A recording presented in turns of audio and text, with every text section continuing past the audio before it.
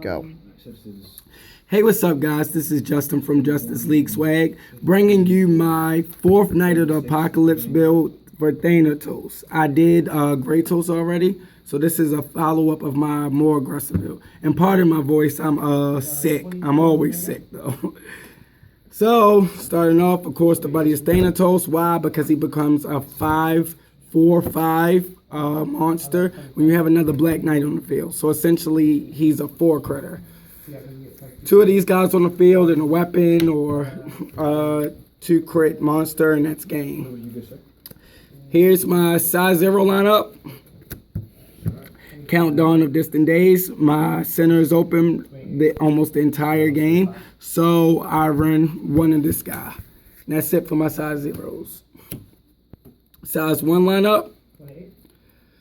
Hal Rapier at 4. Because he's 2 crit, and if he's out on the field with a size 2 or what is it called? Thanatos, I can remain aggressive. Of course, I already talked about him. The buddy at 4. I need another parallel full of him. Well, 2 more for the buddy version. Lastly, for the size 1s.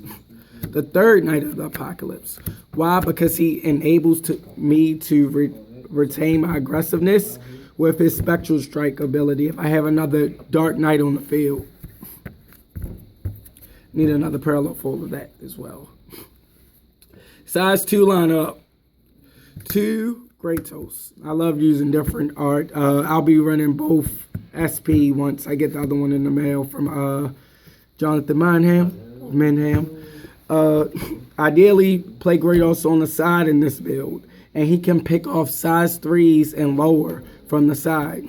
You protect Kratos with the spell lineup I'm going to show you later. He's only at 2 because he's gauge heavy, and I don't run a lot of gauge Excel cards in this deck. Nextly, Drum, because it's Drum. Whenever you would take damage on the side, you actually gain a life. So, equipping the weapons, you can essentially equip them for just paying 1 gauge. Next up, another Drum. Pay 1 gauge and put this in. You can destroy a monster for equipping the weapon, or whenever you take damage, you would destroy your opponent's monster. So majority of the time, he acts as a nullifier for you because your opponent will wipe him out on the side instead of attacking you first. Now I know what you're thinking. Another one. Yes, another Drum.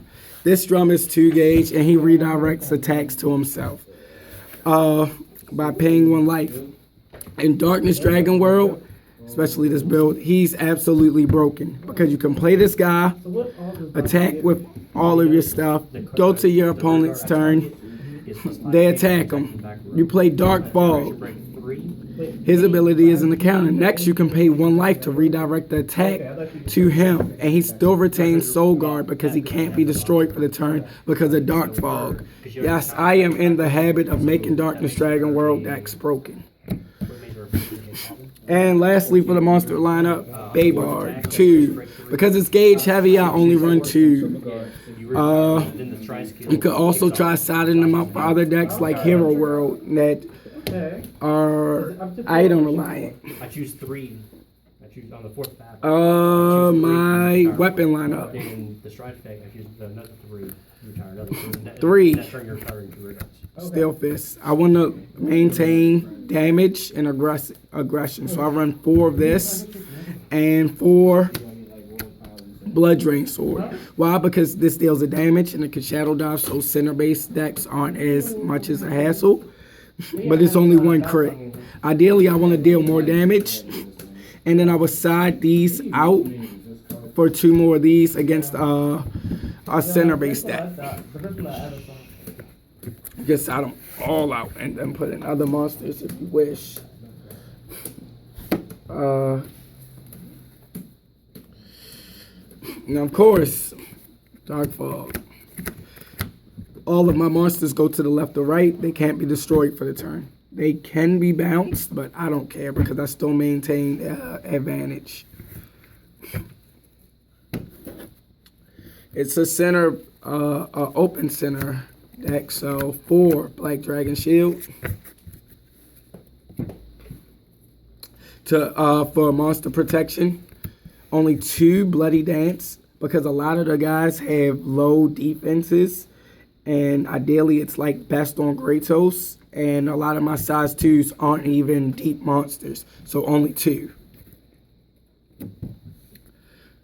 Then 2 Dark Energy, only 2 Dark Energy because it's open center deck, so my opponent will be attacking me more than likely than my monsters unless they're annoying.